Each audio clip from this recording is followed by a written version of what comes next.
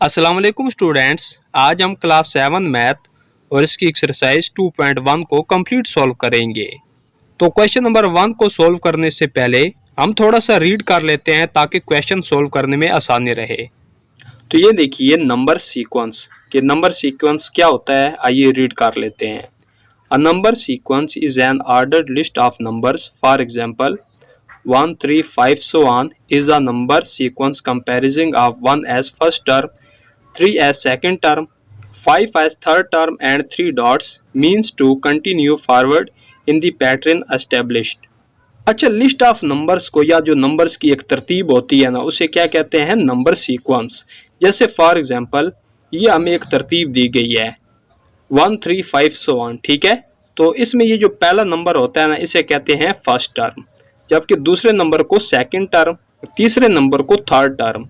इसी तरह जो इससे अगला नंबर मौजूद होता है उसे कहते हैं फोर्थ टर्म, उससे जो अगला होता है उसे कहते हैं फिफ्थ टर्म, ठीक है। इस तरह ये नंबर्स आगे जा रहे होते हैं, तो इसे क्या कहते हैं? सीक्वेंस। तो सीक्वेंस को मजीद समझने के लिए एक और एग्जांपल ले लेते हैं।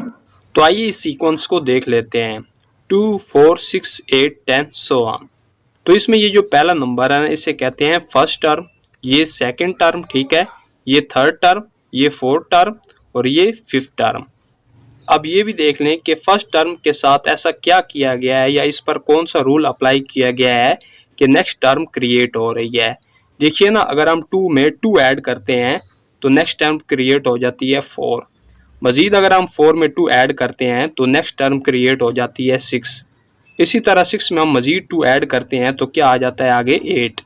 इसी तरह मजीद हम 8 में अगर हम 2 ऐड करते हैं तो 10 जो टर्म है ना ये आ जाती है। यानी हम हर एक टर्म में 2 ऐड करते जा रहे हैं और नेक्स्ट टर्म क्रिएट होती जा रही है। तो ये जो हम 2 साथ में ऐड करते जा रहे हैं इसे कहते हैं रूल ऑफ पैटर्न। मजीद पढ़ लेते हैं। The arrangement of numbers according to the specific rule is known as number sequence. एक खास रूल के मुताबिक जो नंबर्स की अरेंजमेंट होती है उसे क्या कहते हैं? Number sequence. इसे भी याद रख लें। A specific rule which is used to obtain the next term is known as rule of pattern। वो खास रूल जिसे यूज करते हुए हम नेक्स्ट टर्म हासिल करते हैं उस रूल को क्या कहा जाता है? रूल ऑफ पैटर्न, ठीक है ना, जिस तरह ये एक रूल था। अब हम आ जाते हैं एक्सरसाइज 2.1 के क्वेश्चन नंबर 1 की तरफ। तो क्वेश्चन नंबर 1 है what number is added to make this sequence. तो यहाँ पर हमें 4 सीक्वेंस दी गई हैं, तो हर सीक्वेंस के बारे में हमने बताना है कि इसमें कौन सा नंबर ऐड करके सीक्वेंस को क्रिएट किया गया है। तो चलिए पार्ट 1 की तरफ। तो पार्ट 1 4, 8, 12, 16, तो इस तरह ये कंटिन्यू है, जारी है। तो देखिए कि इस सीक्वेंस में कौन सा नंबर ऐड किया जा रहा है और नेक्स्ट टर्म क्रिएट होती जा रही है।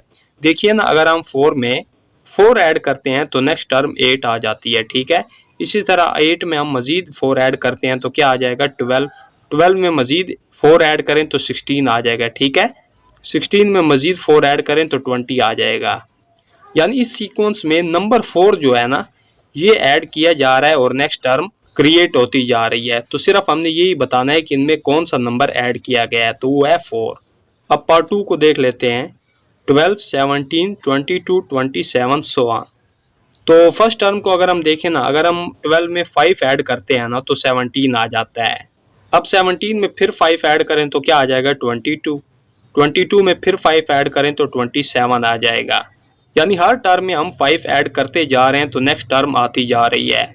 तो इस सीक्वेंस में कौन सा नंबर ऐड हो रहा है? 5। अब आगे पार्ट 3 28, 34, 40, 46 so on। अब देखिए फर्स्ट टर्म क्या है? 28 और सेकंड टर्म क्या है? 34। यानी 28 में 6 ऐड किया गया है तो 34 आएगा। 34 में मजीद 6 ऐड करें तो 40 आ जाएगा। 40 में फिर 6 ऐड करें तो 46 आ जाएगा। तो इसी तरह 6 ऐड करते जा रहे हैं, नेक्स्ट टर्म आती जा रही है, ठीक है। तो पार्ट 3 में हमें जो सीक्वेंस दी गई है इसमें कौन सा नंबर ऐड किया जा रहा है? 6। अब आगे पार्ट 4 की तरफ आ जाते हैं जो कि लास्ट पार्ट है। 101, 106, 111, 116 so on। तो फर्स्ट टर्म क्या है? 101। सेकंड टर्म क्या है? 106। तो देखिए ना, 101 में अगर हम 5 ऐड करते हैं तो 106 आ जाता है। इसी तरह 106 में मजीद हम 5 ऐड करते हैं तो 111 आ जाएगा।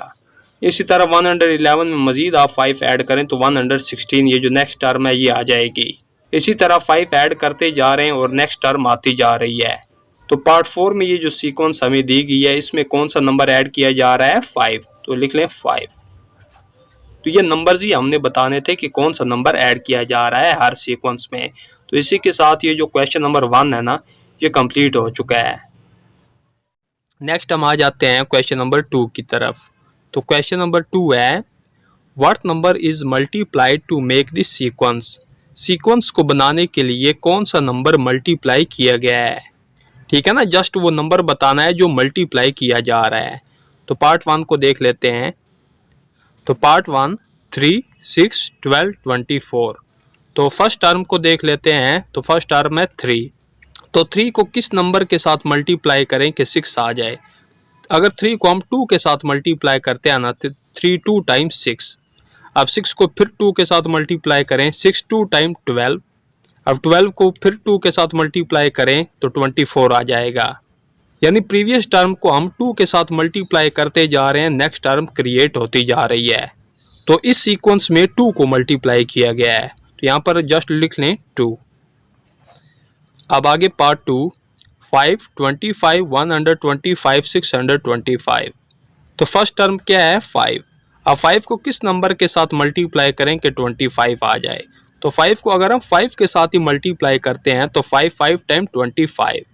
अब 25 को हम फिर 5 के साथ मल्टीप्लाई करेंगे तो 25 को अगर आप 5 के साथ मल्टीप्लाई करें तो 125 आ जाता है। अब 125 को फिर 5 के साथ मल्टीप्लाई करें तो 625 आ जाएगा। तो इस सीक्वेंस में 5 को मल्टीप्लाई किया जा रहा है और नेक्स्ट टर्म क्रिएट होती जा रही है।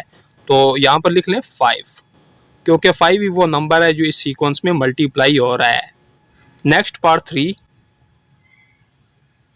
6, 18, 54, 162। तो फर्स्ट टर्म को देख लें, क्या है 6। अब 6 के साथ ऐसा कौन सा नंबर मल्टीप्लाई किया जाए कि 18 आ जाए। तो 6 के साथ अगर हम 3 को मल्टीप्लाई करते हैं तो 6 3 टाइम 18। अब 18 को फिर 3 के साथ मल्टीप्लाई करें तो 18 3 टाइम 54। अब 54 को फिर 3 के साथ मल्टीप्लाई करें तो 162 आ जाएगा। यानी हम प्रीवियस टर्म में 3 को मल्टीप्लाई कर रहे हैं और नेक्स्ट टर्म क्रिएट होती जा रही है। तो इस सीक्वेंस में 3 को मल्टीप्लाई किया गया है। ठीक है, अब नेक्स्ट पार्ट 4 जो कि लास्ट पार्ट है 7, 14, 28, 56। तो फर्स्ट टर्म क्या है 7। तो 7 के साथ कौन सा नंबर मल्टीप्लाई करें कि 14 आ जाए। तो 7 को अगर हम 2 के साथ मल्टीप्लाई करते हैं तो 7 2 टाइम 14 हो जाएगा। ठीक है, फिर 14 को 2 के साथ मल्टीप्लाई करें तो 28 आ जाएगा। 28 को फिर 2 के साथ मल्टीप्लाई करें तो 56 आ जाएगा। तो इस सीक्वेंस में हम 2 को मल्टीप्लाई कर रहे हैं और नेक्स्ट टर्म क्रिएट होती जा रही है। ठीक है, तो इस सीक्वेंस में कौन सा नंबर मल्टीप्लाई किया गया है, 2। तो इसी के साथ ये जो क्वेश्चन नंबर 2 है ये कंप्लीट हो चुका है।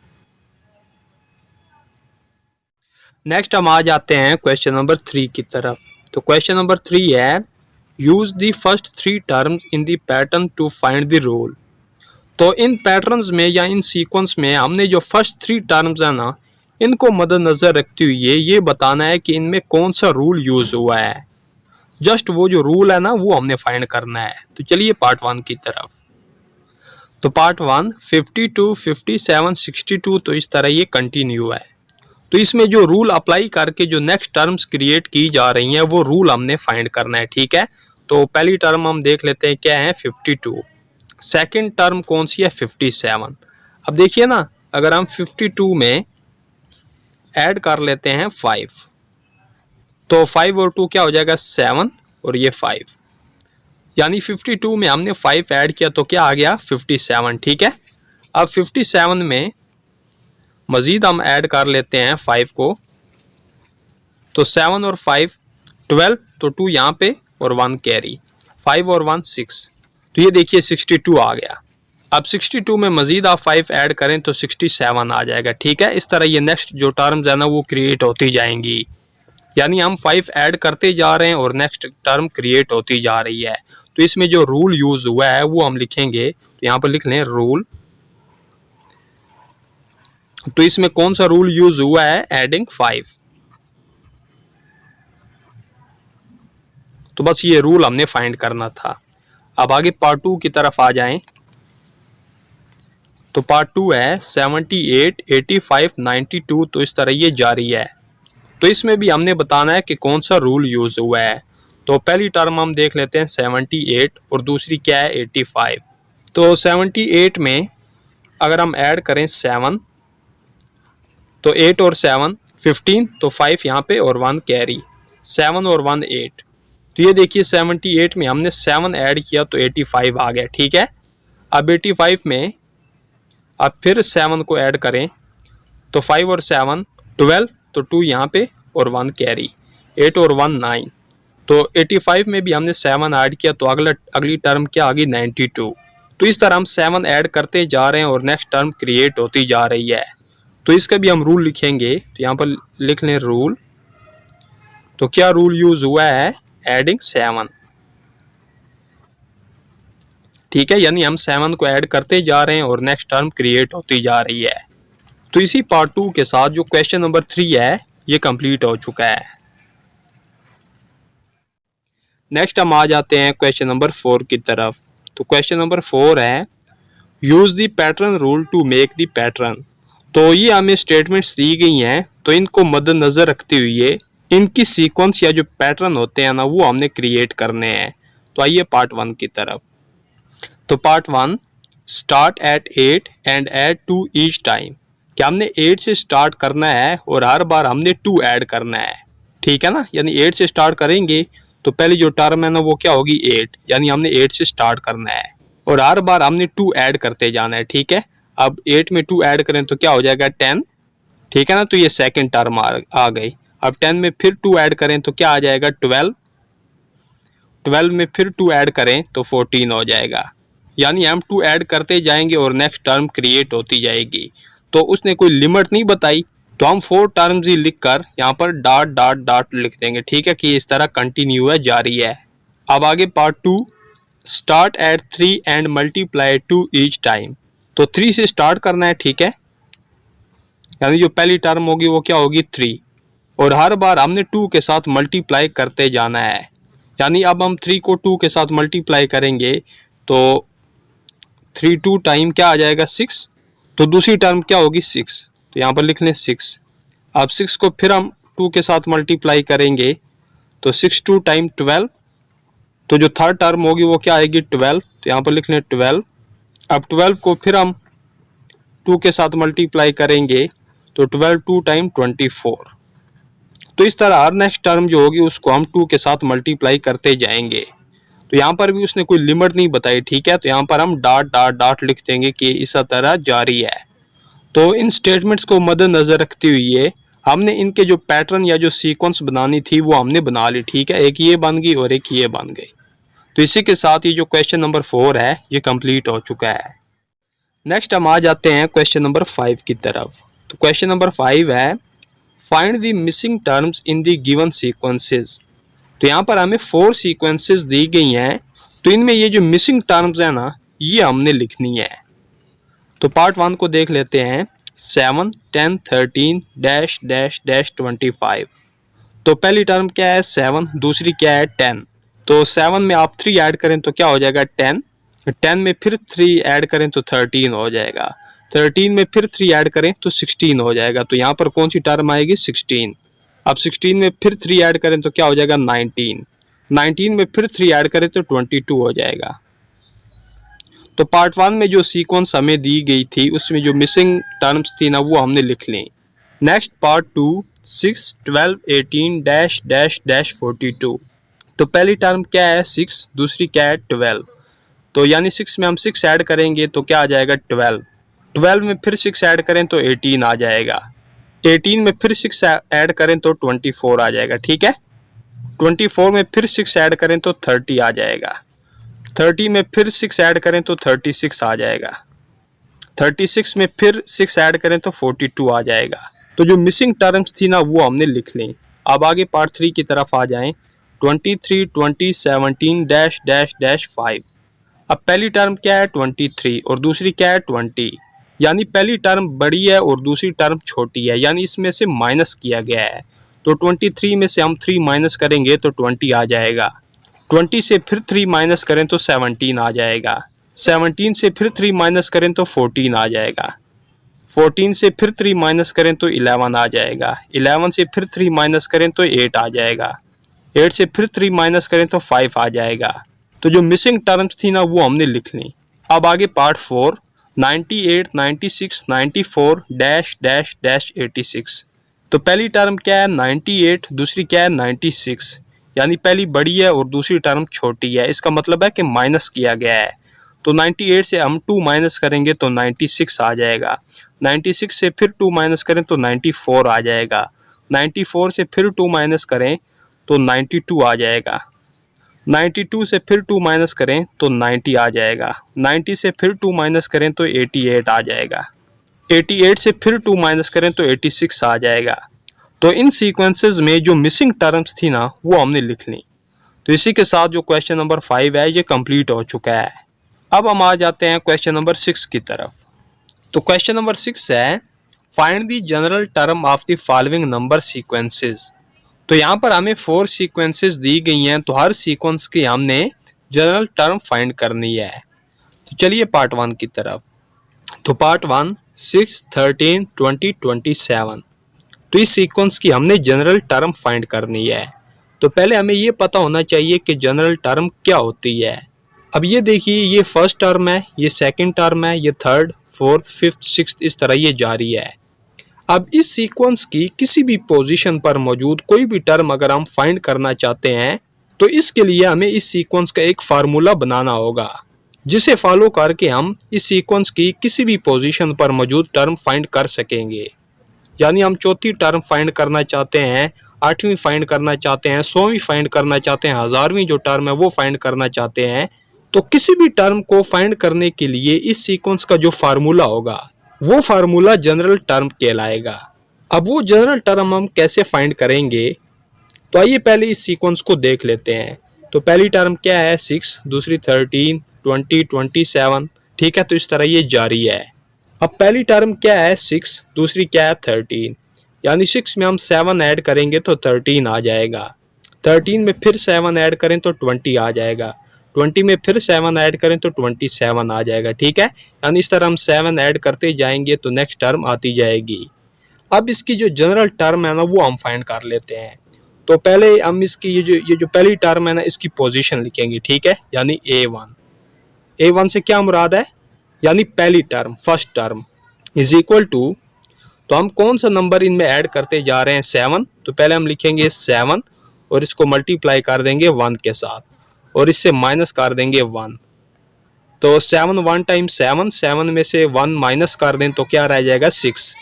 यानी A1 यानी फर्स्ट टर्म क्या आ गई 6। तो ऐसे ही है ना। आगे सेकंड टर्म के लिए लिखेंगे A2। A2 से क्या मुराद है कि second term is equal to 7 multiply, अब ये सेकंड टर्म है ना यानी दूसरी टर्म, तो यहाँ पर हम लिखेंगे 2 के साथ मल्टीप्लाई करेंगे 7 को, ठीक है। यानी टर्म की जो पोजीशन होगी ना उस पोजीशन के हिसाब से आपने मल्टीप्लाई करना है। अब ये दूसरी टर्म है ना तो 7 को आपने 2 के साथ मल्टीप्लाई कर देना है और माइनस कर देंगे 1। तो 7 2 टाइम 14, 14 में से 1 माइनस करें तो 13 बच गया। तो सेकंड टर्म क्या आ रही है 13। अब ये जो तीसरी टर्म है इसके लिए हम लिखेंगे A3 इज इक्वल टू, तो 7 को मल्टीप्लाई करेंगे तो ये तीसरी टर्म है ना थर्ड टर्म, तो यहाँ पर हम लिखेंगे 3 माइनस कर देंगे 1 इज इक्वल टू, तो 7 3 टाइम 21, 21 में से 1 माइनस कर दें तो 20 बच जाएगा। तो थर्ड टर्म क्या आ रही है 20। इसी तरह हम चौथी जो टर्म है ये फाइंड कर लेते हैं। तो लिखेंगे A4 यानी चौथी टर्म, 7 को मल्टीप्लाई करेंगे 4 के साथ, क्योंकि चौथी टर्म है ना इसलिए 4 के साथ मल्टीप्लाई करेंगे और माइनस कर देंगे 1 इज इक्वल टू, तो 7 4 टाइम 28, 28 में से 1 माइनस कर दें तो 27 बच जाएगा। तो फोर्थ टर्म क्या आ गई 27। तो ये इसी तरह हम टर्म्स फाइंड करते जाएंगे, ठीक है। तो यहाँ पर लिख दें डॉट डॉट कि ये इसी तरह जारी रहेगा और ये भी इसी तरह पैटर्न जारी रहेगा, ठीक है। तो कोई भी टर्म हम फाइंड करना चाह रहे हैं तो हम लिखेंगे ए एन से मुराद कोई भी टर्म हो सकती है, ठीक है, टर्म की कोई भी पोजीशन हो सकती है, इज इक्वल टू 7 को मल्टीप्लाई करेंगे और टर्म की जो भी पोजीशन होगी उसको आपने 7 के साथ मल्टीप्लाई कर देना है, ठीक है। तो यहाँ पर हम लिखेंगे एन, यानी आप 58 जो टर्म है वो फाइंड करना चाहते हैं, तो यहाँ पर आप लिखेंगे ए 50 और 7 को मल्टीप्लाई कर देंगे 50 के साथ, ठीक है, और माइनस कर देंगे 1 जो कि ऊपर से आ रहा है, तो वो जो टर्म है ना वो आपके पास आ जाएगी। तो इस सीक्वेंस की जो जनरल टर्म होगी, ठीक है, वो ये वाली होगी जो कि अभी हमने फाइंड की है, ये a n is equal to 7n-1, ठीक है ना। इस फार्मूले को फॉलो करते हुए इस सीक्वेंस की हम कोई भी टर्म फाइंड कर सकते हैं, सही है। तो इस सीक्वेंस की हमने जनरल टर्म फाइंड करनी थी जो कि हमने फाइंड कर ली, ठीक है। तो इसी के साथ ही जो पार्ट 1 है ये कंप्लीट हो चुका है। नेक्स्ट पार्ट 2, 5, 7, 9, 11, तो ये इसी तरह जारी है। तो इस सीक्वेंस की हमने जनरल टर्म फाइंड करनी है। तो फर्स्ट टर्म देख लेते हैं क्या है 5, सेकंड टर्म क्या है 7, यानी हम 5 में 2 ऐड करेंगे तो 7 आ जाएगा, 7 में फिर 2 ऐड करें तो 9 आ जाएगा, 9 में फिर 2 ऐड करें तो 11 आ जाएगा। तो इस तरह हम 2 ऐड करते जा रहे हैं और नेक्स्ट टर्म क्रिएट होती जा रही है। तो फर्स्ट टर्म के लिए हम लिखेंगे A1, A1 से क्या मुराद है, यानी फर्स्ट टर्म। तो हम कौन सा नंबर ऐड करते जा रहे हैं 2, तो पहले हम लिखेंगे 2 और इसको मल्टीप्लाई कर देंगे 1 के साथ। अब पहली टर्म क्या है 5, तो इसको 5 बनाने के लिए इसमें हम ऐड कर देंगे 3, तो ये किसकी इक्वल आ जाएगा 2 1 टाइम 2, 2 में ऐड किया 3 तो ये 5 हो गया। तो A1 यानी फर्स्ट टर्म क्या आ गई 5, तो ऐसा ही है ना। अब सेकंड टर्म के लिए हम लिखेंगे A2, A2 से क्या मुराद है सेकंड टर्म, तो यहाँ पर भी हम 2 को ही मल्टीप्लाई करेंगे, ठीक है। तो ये सेकंड टर्म है ना, तो 2 को हम 2 के साथ ही मल्टीप्लाई करेंगे और इसमें हम ऐड कर देंगे 3, तो 2 2 टाइम 4, 4 में 3 ऐड किया तो 7, तो सेकंड टर्म क्या आ गई 7। अब थर्ड टर्म के लिए हम लिखेंगे A3, A3 से मुराद थर्ड टर्म, तो 2 मल्टीप्लाई हो रहा है ना, तो यहाँ पर भी हम 2 को ही मल्टीप्लाई करेंगे। अब 2 को हम मल्टीप्लाई करेंगे 3 के साथ क्योंकि ये थर्ड टर्म है, तो 2 को हम 3 के साथ मल्टीप्लाई करेंगे और ऐड कर देंगे 3, तो 2 3 टाइम 6, 6 में 3 ऐड करें तो 9, तो थर्ड टर्म क्या आ रही है 9। अब फोर्थ टर्म के लिए लिखेंगे A4, A4 से मुराद है फोर्थ टर्म, तो 2 को ही मल्टीप्लाई करेंगे, 2 को हम मल्टीप्लाई करेंगे 4 के साथ क्योंकि ये फोर्थ टर्म है और इसमें हम ऐड कर देंगे 3, तो 2 4 टाइम 8, 8 में 3 ऐड करें तो 11, तो फोर्थ टर्म क्या आ गई 11। तो ये पैटर्न इसी तरह जारी रहेगा।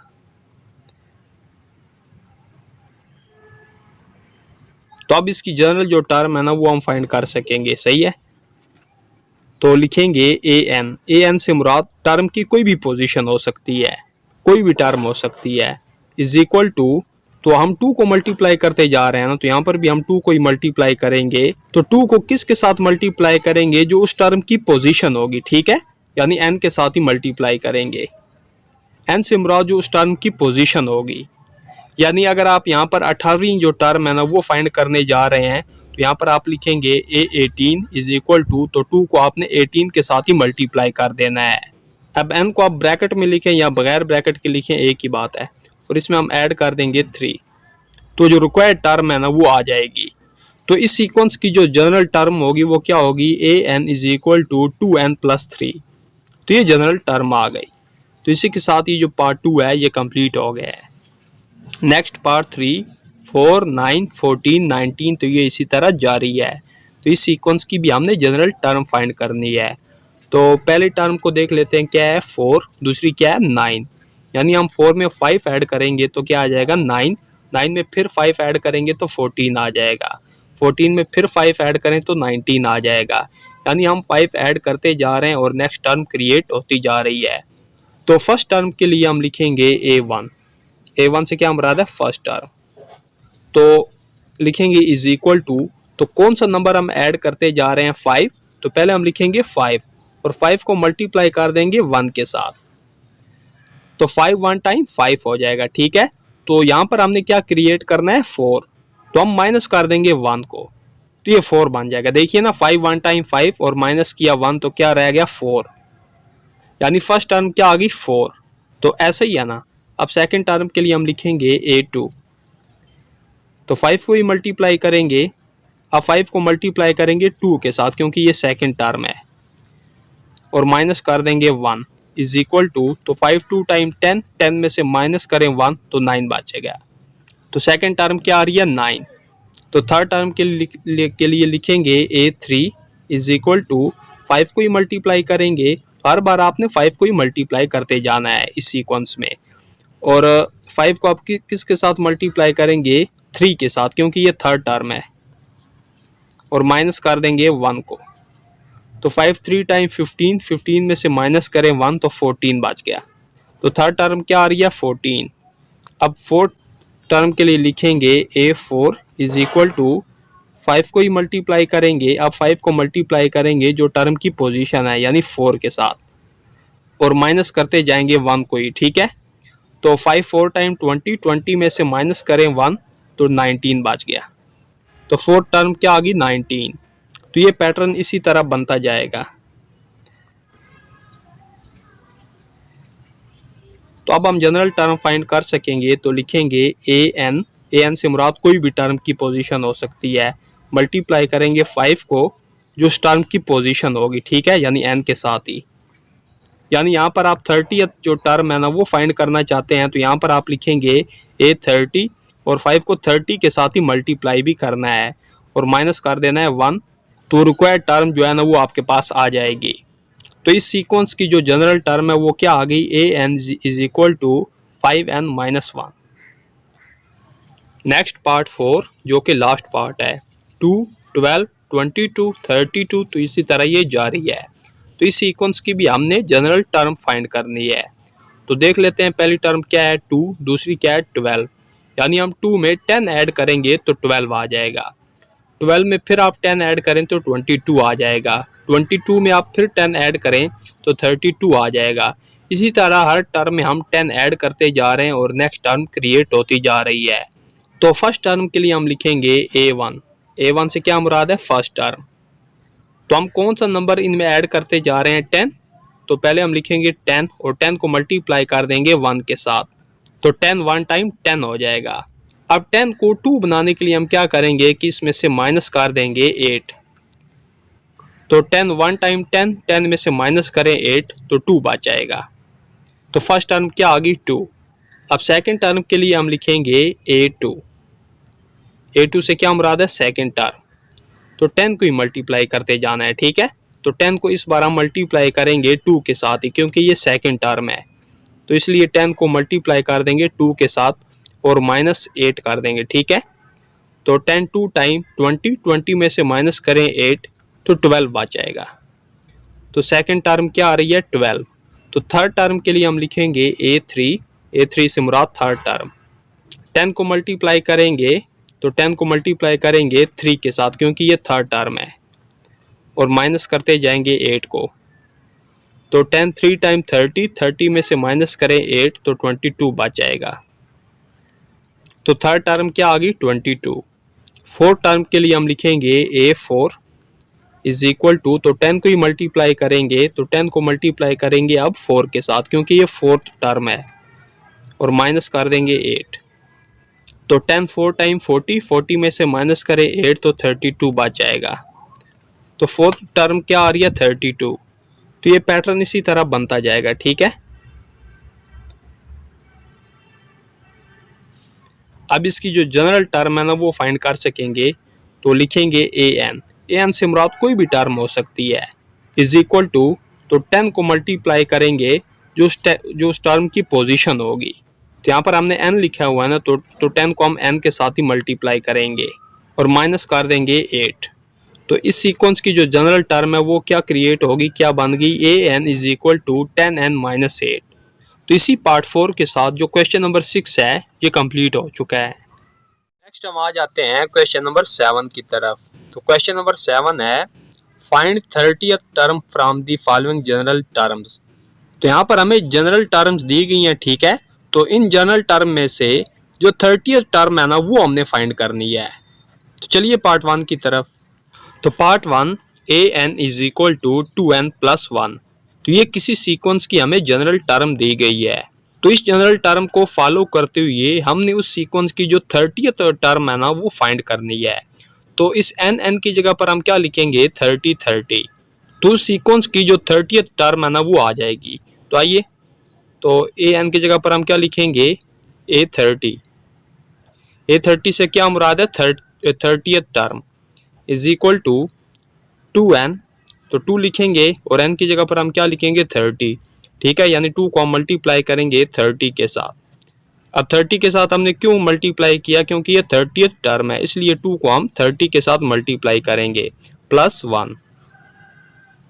तो A30 इज इक्वल टू 2 को मल्टीप्लाई करें 30 के साथ तो ये 60 आ जाएगा +1। A30 इज इक्वल टू 60 में 1 ऐड करें तो ये 61 हो जाएगा। तो 30th टर्म क्या आ गई 61। अब आगे part 2, an is equal to 3n + 4। तो ये भी जनरल टर्म हमें दी गई है, तो इसे फॉलो करते हुए हमने 30th टर्म फाइंड करनी है। तो n की जगह पर हम क्या लिखेंगे 30, ठीक है। तो लिख लें A30 is equal to 3n, यानी 3 को हम मल्टीप्लाई कर देंगे जो 30th पोजीशन है, ठीक है, 30 के साथ +4। तो A30 इज इक्वल टू 3 को 30 के साथ मल्टीप्लाई करें तो ये आ जाएगा 90 +4। A30 इज इक्वल टू, तो 90 में ऐड करें 4 तो ये 94 हो जाएगा। तो इस जनरल टर्म में से हमने 30th जो टर्म है वो फाइंड की, तो क्या आया 94। अब आगे part 3, an is equal to 5n - 2। तो इस जनरल टर्म को भी फॉलो करते हुए हमने 30th टर्म फाइंड करनी है। तो an की जगह पर हम लिखेंगे A30, क्योंकि हम 30th टर्म फाइंड करने जा रहे हैं ना, तो इसलिए क्या लिखेंगे A30। तो लिखेंगे 5 × n, तो n की जगह पर हमने क्या लिखना है 30, क्योंकि ये 30th टर्म है -2। तो A30 इज इक्वल टू 5 को मल्टीप्लाई करें 30 के साथ, तो 5 0 टाइम 0, 5 3 टाइम 15, तो ये क्या आ गया 150 -2। मजीद सॉल्व कर लें। A30 इज इक्वल टू 150 में से माइनस करें 2, तो ये रह जाएगा 148। तो 30th टर्म क्या आ गई 148। अब आगे पार्ट 4 जो कि लास्ट पार्ट है, an is equal to 3/2n + 1। तो इस जनरल टर्म को भी हमने फॉलो करते हुए ये 30th टर्म फाइंड करनी है। तो लिखेंगे an की जगह पे क्या लिखेंगे A30 is equal to 3/2n + 1। तो n की जगह पर हम क्या लिखेंगे 30 लिखेंगे, ठीक है। तो लिखेंगे 2, n की जगह पे क्या लिखेंगे 30 + 1। तो मजीद सोल्व कर लें। A30 इज इक्वल टू 3/, तो 2 को मल्टीप्लाई करें 30 के साथ, तो क्या हो जाएगा 60 + 1। मजीद सोल्व कर लेते हैं। A30 इज इक्वल टू 3/60 + 1, तो ये 61 हो जाएगा। तो 30th टर्म क्या आ गई 3/61। तो इसी के साथ ये जो क्वेश्चन नंबर 7 है ये कंप्लीट हो चुका है। नेक्स्ट हम आ जाते हैं क्वेश्चन नंबर 8 की तरफ। तो क्वेश्चन नंबर 8 है, the general terms of the number sequence are given, list the first 4 terms for each sequence. तो यहाँ पर हमें नंबर सीक्वेंसेस की जनरल टर्म्स दी गई हैं। तो इन जनरल टर्म्स को फॉलो करते हुए हर सीक्वेंस की जो फर्स्ट 4 टर्म्स है ना वो हमने फाइंड करनी है। तो आइए पार्ट 1 की तरफ। तो part 1, an is equal to 3n + 5। तो इस जनरल टर्म को फॉलो करते हुए हमने फर्स्ट 4 टर्म्स फाइंड करनी है। तो आइए फर्स्ट टर्म फाइंड कर लेते हैं। तो लिखेंगे फर्स्ट टर्म के लिए a1 इज इक्वल टू, तो n के साथ कौन सा नंबर मल्टीप्लाई हो रहा है 3, तो यहाँ पर लिखेंगे 3 और इसको मल्टीप्लाई करेंगे n के साथ। तो n की जगह पर हम क्या लिखेंगे, यानी ये फर्स्ट टर्म है ना, तो हम 1 लिखेंगे, ठीक है, यानी 3 को हम 1 के साथ मल्टीप्लाई करेंगे और ऐड कर देंगे 5। तो 3 1 टाइम 3 और ऐड करें 5, तो ये क्या हो जाएगा 8। तो फर्स्ट टर्म क्या आ गई 8। अब सेकंड टर्म भी फाइंड कर लेते हैं। तो लिखेंगे a2, ठीक है, a2 से मुराद है सेकंड टर्म, तो 3 को मल्टीप्लाई करेंगे तो ये सेकंड टर्म है ना, 3 को आप 2 के साथ मल्टीप्लाई करेंगे और ऐड कर देंगे 5। तो 3 2 टाइम्स 6, 6 में 5 ऐड करें तो ये हो जाएगा 11। तो सेकंड टर्म 11 आ गई। अब थर्ड टर्म फाइंड कर लेते हैं, तो लिखेंगे A3 इज इक्वल टू, अब 3 को मल्टीप्लाई करेंगे 3 के साथ ही क्योंकि ये थर्ड टर्म है, और ऐड कर देंगे 5। तो 3 3 टाइम 9, 9 में 5 ऐड करें तो 14। तो थर्ड टर्म क्या आ गई 14। अब चौथी जो टर्म है ना, फोर्थ टर्म, वो हम फाइंड कर लेते हैं। तो लिखेंगे A4 इज इक्वल टू, तो 3 को मल्टीप्लाई करेंगे 4 के साथ और ऐड कर देंगे 5। तो 3 4 टाइम 12, 12 में 5 ऐड करें तो 17 हो जाएगा। तो फोर्थ टर्म क्या आ गई 17। तो फर्स्ट 4 टर्म्स ही हमने फाइंड करनी थी। तो यहाँ पर लिखेंगे द फर्स्ट 4 टर्म्स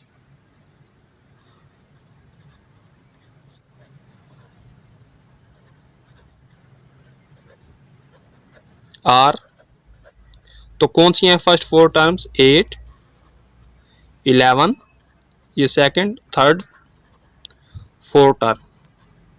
तो ये फर्स्ट 4 टर्म्स आ गई। अब आगे पार्ट 2।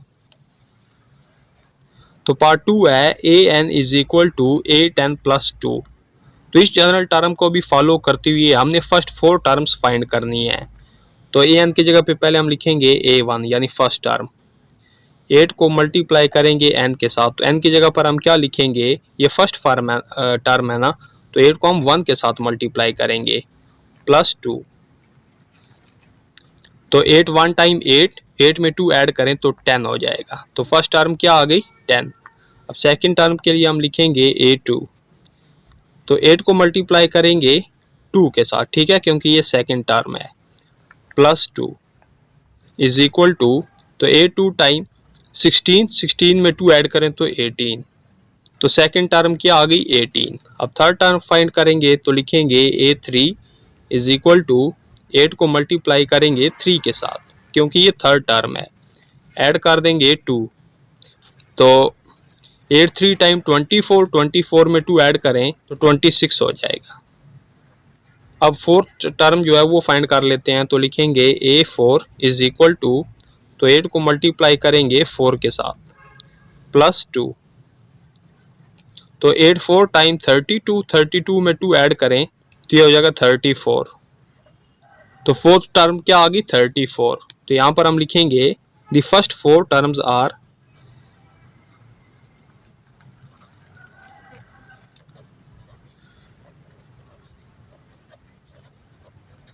तो फर्स्ट 4 टर्म्स क्या क्या आई हैं, 10 ये फर्स्ट टर्म आ गई, सेकंड 18, थर्ड 26, फोर्थ क्या आई है 34। अब नेक्स्ट पार्ट की तरफ चलते हैं। Next part 3, an is equal to 5n का स्क्वायर प्लस 1। तो इस जनरल टर्म को भी मद्देनजर रखते हुए जो फर्स्ट 4 टर्म्स है ना वो हमने फाइंड करनी है। तो an की जगह पे पहले हम लिखेंगे a1 क्योंकि हम पहली टर्म फाइंड करने जा रहे हैं, तो 5 लिखेंगे। अब n की जगह पे भी हम 1 लिखेंगे क्योंकि हम पहली टर्म फाइंड करना चाहते हैं। तो n की जगह पे क्या लिखेंगे 1, यानी 1 का स्क्वायर प्लस 1। तो लिखेंगे 5, तो पहले हम 1 का स्क्वायर फाइंड करेंगे, ठीक है, यानी 1 को 1 के साथ ही मल्टीप्लाई करेंगे तो 1 ही आ जाएगा, ठीक है। यानी हमने 1 का स्क्वायर फाइंड किया तो क्या आया 1, आगे प्लस 1। तो इसे सोल्व कर लें तो फर्स्ट टर्म आ जाएगी। तो 5 1 टाइम 5, 5 में 1 ऐड किया तो 6। तो फर्स्ट टर्म क्या आ गई 6। अब सेकंड टर्म के लिए लिखेंगे A2 इज इक्वल टू, 5 को मल्टीप्लाई करेंगे इस बार किसके साथ 2 के साथ, तो 2 का स्क्वायर है, ठीक है। तो पहले क्या है 2 का स्क्वायर है, फिर 5 के साथ मल्टीप्लाई करेंगे, आगे क्या है प्लस 1 इज इक्वल टू, तो 5 लिखेंगे। अब 2 का स्क्वायर फाइंड कर लेते हैं, यानी 2 को हम 2 के साथ ही मल्टीप्लाई करेंगे, तो 2 2 टाइम 4, तो 2 का स्क्वायर क्या आ जाएगा 4, आगे प्लस 1। तो 5 4 टाइम 20, 20 में 1 ऐड किया तो 21। तो सेकंड टर्म क्या आ गई 21। अब थर्ड टर्म फाइंड करेंगे तो यहाँ पर लिखेंगे A3, तो 5 को और n की जगह पर हम क्या लिखेंगे 3, 3 का स्क्वायर प्लस 1। तो 5, तो 3 का स्क्वायर, तो यानी 3 को हम 3 के साथ ही मल्टीप्लाई करेंगे तो 3 3 टाइम 9, तो 3 का स्क्वायर क्या आ गया 9, आगे +1, तो 5 9 टाइम 45, 45 में 1 ऐड करें तो 46, तो थर्ड टर्म क्या आ गई 46। अब फोर्थ टर्म के लिए लिखेंगे A4 इज इक्वल टू 5, अब फोर्थ टर्म है ना तो इसलिए लिखेंगे यहाँ पर 4 का स्क्वायर, ठीक है, +1, तो लिखेंगे 5, तो 4 का स्क्वायर फाइंड करेंगे ना, यानी 4 को 4 के साथ ही मल्टीप्लाई करेंगे तो 4 4 टाइम 16, तो 4 का स्क्वायर क्या आ गया 16, आगे +1, तो 5 16 टाइम 80, 80 में ऐड करेंगे 1 तो ये क्या हो जाएगा 81, तो ये फर्स्ट 4 टर्म्स आ गए, ठीक है, तो यहाँ पर हम लिखेंगे दी फर्स्ट 4 टर्म्स आर,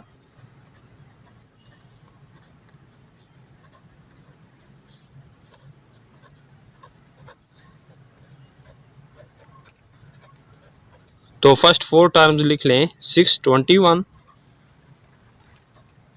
46 81।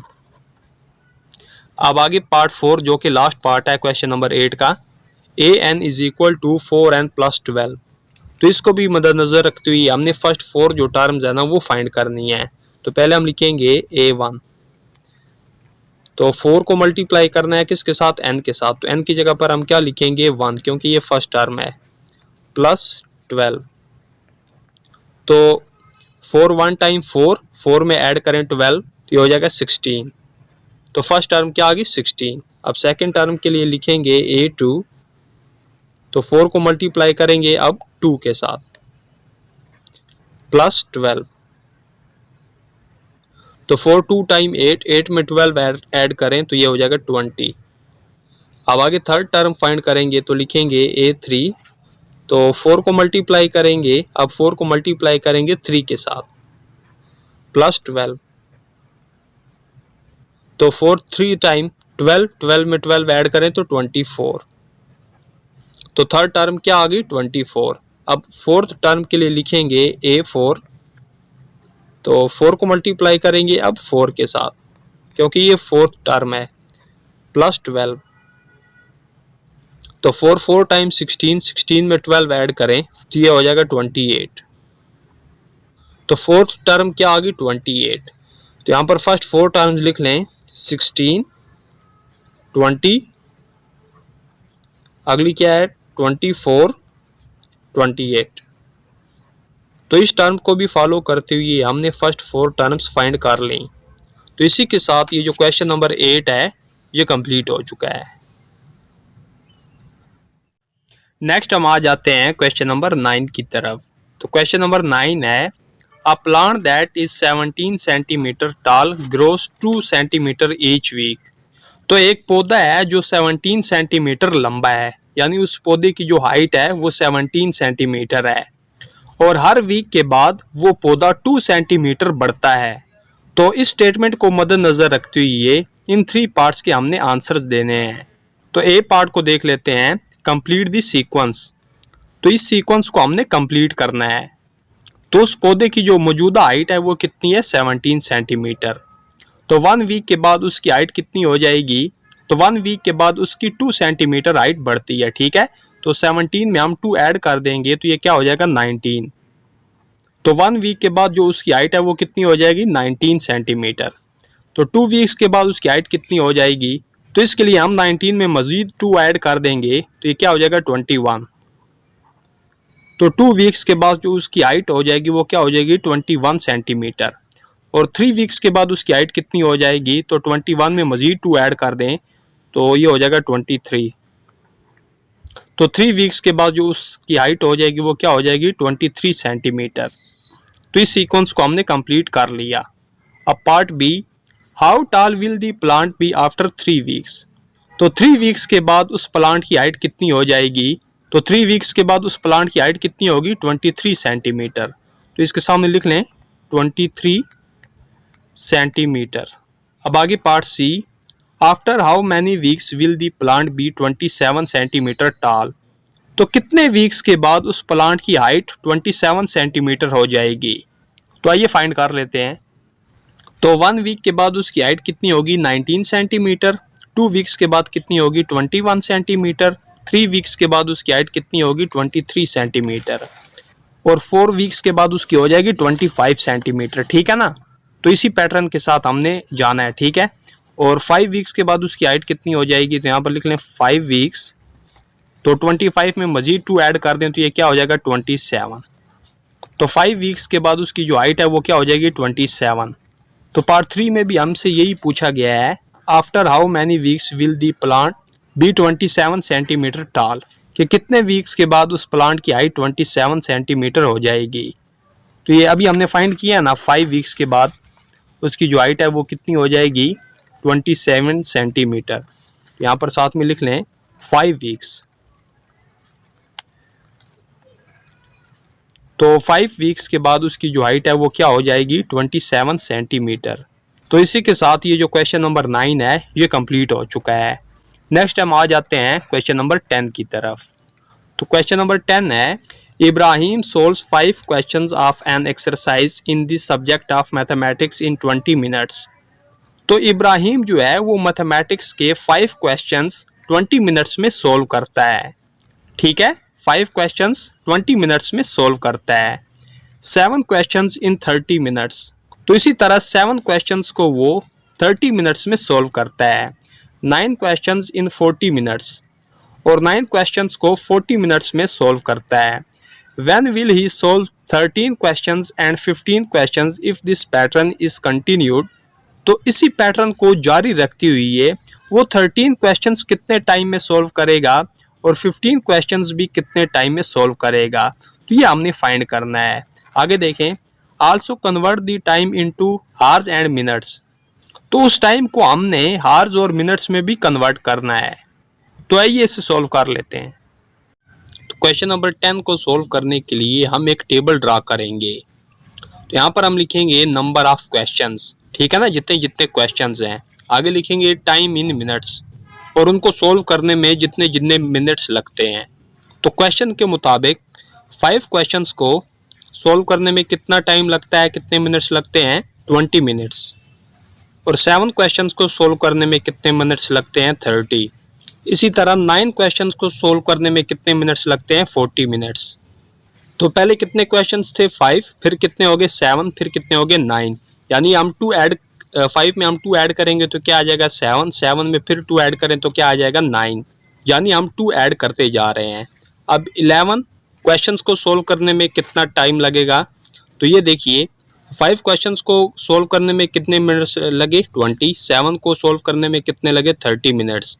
और 9 क्वेश्चन को सोल्व करने में कितने मिनट्स लगे? 40 मिनट्स। तो ये 10 मिनट्स का फर्क है। ठीक है, तो 11 क्वेश्चन सोल्व करने में 50 मिनट्स लगेंगे। 40 के बाद क्या आएगा? 50। अब 11 में मजीद 2 ऐड करें तो क्या हो जाएगा? 13। तो 13 क्वेश्चन सोल्व करने में कितना टाइम लगेगा? 60 मिनट्स। 13 में फिर हम 2 ऐड करेंगे तो क्या हो जाएगा? 15। तो 15 क्वेश्चन सोल्व करने में उससे कितना टाइम लगेगा? 70 मिनट्स। ठीक है, तो क्वेश्चन के मुताबिक हमने ये बताना था कि 13 क्वेश्चन सोल्व करने में उससे कितने मिनट्स लगेंगे और 15 क्वेश्चन सोल्व करने में उससे कितने मिनट्स लगेंगे। तो ये हमने फाइंड कर लिया। तो आंसर को हम स्टेटमेंट की सूरत में लिखेंगे, he will solve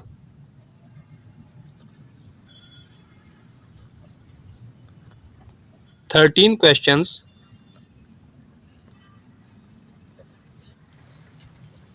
in 60 minutes.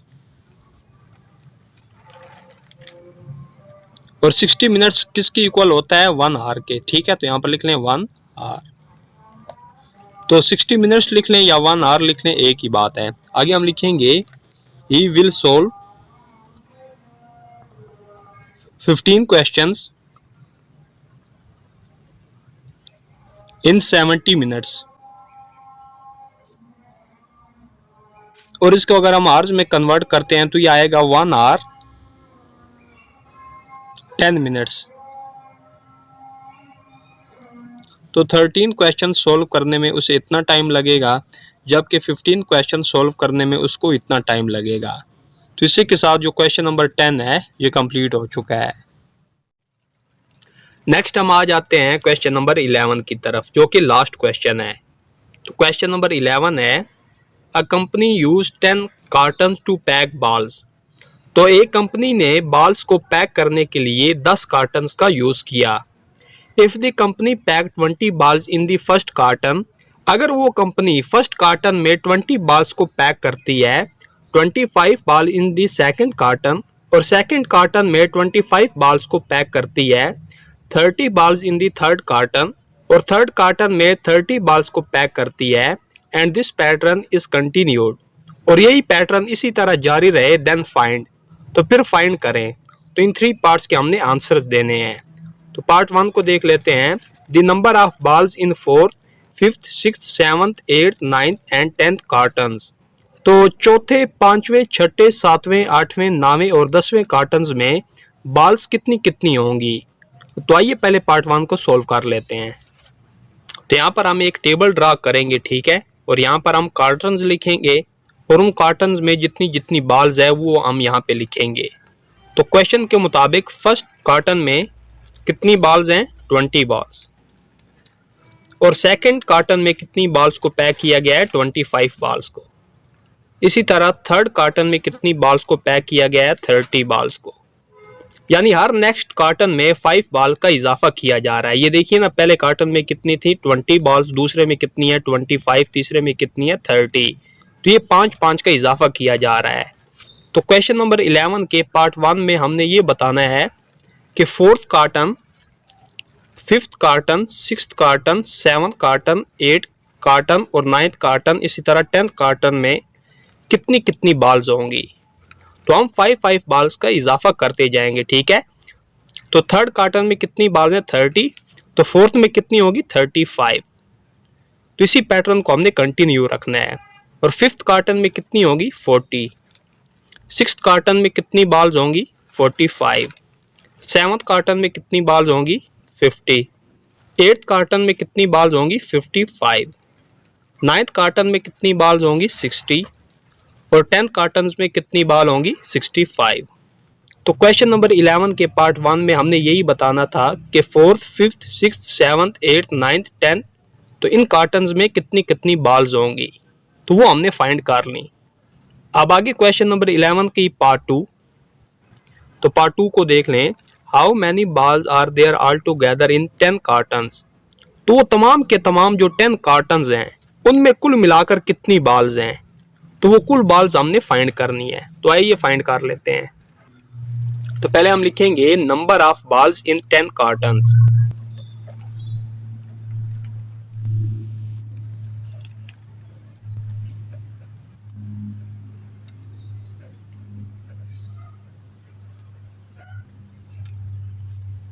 तो उन 10 कार्टन्स में कुल मिलाकर जो बॉल्स है ना वो हमने फाइंड करनी है। तो इन तमाम बॉल्स को ऐड कर लें, ठीक है। 20, 25, 30, 35, 40, 45, 50, 55, 60, 65। तो इन तमाम को आप ऐड करेंगे तो ये आपके पास आ जाएगा 425। तो कुल बॉल्स कितनी है, 425। अब क्वेश्चन नंबर 11 का पार्ट 3 देख लेते हैं। तो क्वेश्चन नंबर 11 का part 3, the cost of all balls if the price of a ball is ₹18। अगर एक बॉल की कीमत ₹18 हो तो तमाम बॉल्स की कीमत क्या होगी। तो आइए इसे भी फाइंड कर लेते हैं। तो लिखेंगे the price of one ball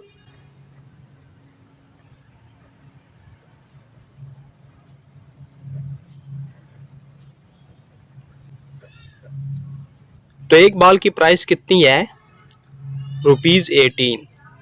तो कुल जितने भी बॉल्स हैं उनकी कीमत हमने फाइंड करनी है।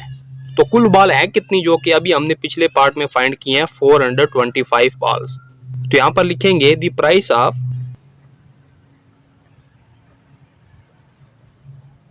425 बॉल्स